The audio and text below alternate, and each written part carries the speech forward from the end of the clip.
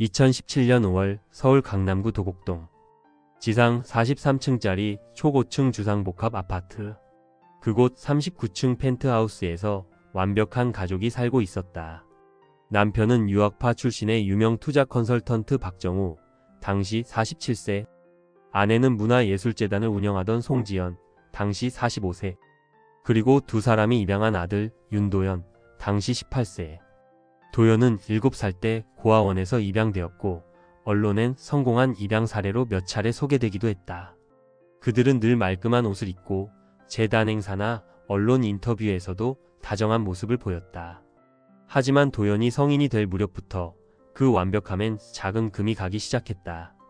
도현은 명문고에 다녔지만 그 안에서 늘 불안정한 모습을 보였다.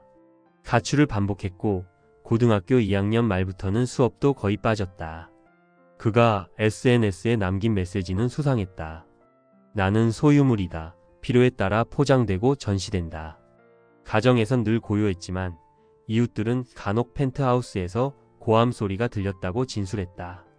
그의 어머니 송지연은 바깥에선 온화했지만 집에선 그를 철저히 통제했다. 복장, 식사, 휴대폰 사용까지. 도현은 성인이 되었지만 여전히 아이처럼 다뤄졌다. 그러던 어느 날 충격적인 고백이 터진다. 도현이 학교 카운슬러에게 이렇게 말했다. 엄마가 자꾸 저를 껴안아요. 그냥 가족 간의 포옹이 아니에요. 가끔은 새벽에 제 방에 와서도. 학교 측은 이 진술을 즉시 보호기관에 전달했고 사회복지사와 경찰이 개입하기 시작했다. 하지만 조사 초기 도현은 진술을 번복한다. 제가 과장했어요. 그냥 관심받고 싶었던 거예요. 사건은 유야무야 넘어가고 그는 곧 자퇴했다.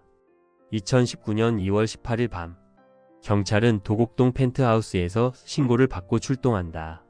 신고자는 박정우, 그는 경찰에게 말했다. 아내가 욕실에서 숨을 안 쉬어요.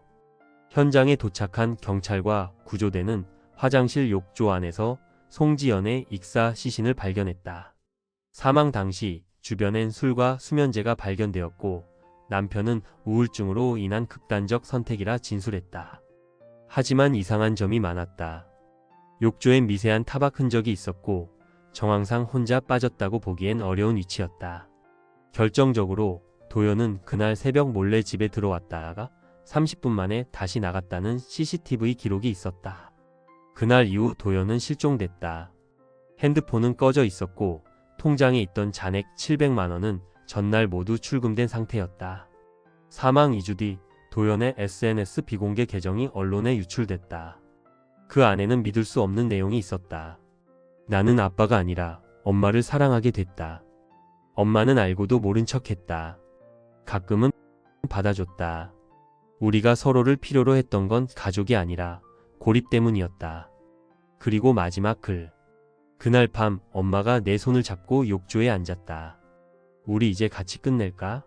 라고 말했을 때 나는 그냥 손을 뿌리쳤다. 그게 마지막이었다. 경찰은 해당 내용을 토대로 도현을 찾기 위한 공개 수사에 나섰지만 그는 지금까지도 발견되지 않았다. 출국 기록도 위조 신분 정황도 없다. 사건은 변사 사건으로 결론 지어졌지만 언론과 대중은 입양 관계에서 벌어진 비정상적 애착과 완벽한 가정이라는 외피가 감추고 있던 심연을 다시 들여다보게 되었다.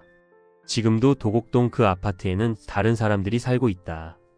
하지만 39층 펜트하우스는 늘 빈방으로 남겨져 있다.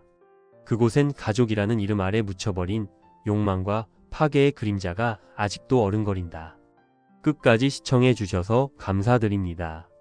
잠깐 구독, 좋아요, 알람 설정해 주시면 재미있는 다음 이야기를 바로 만날 수 있습니다.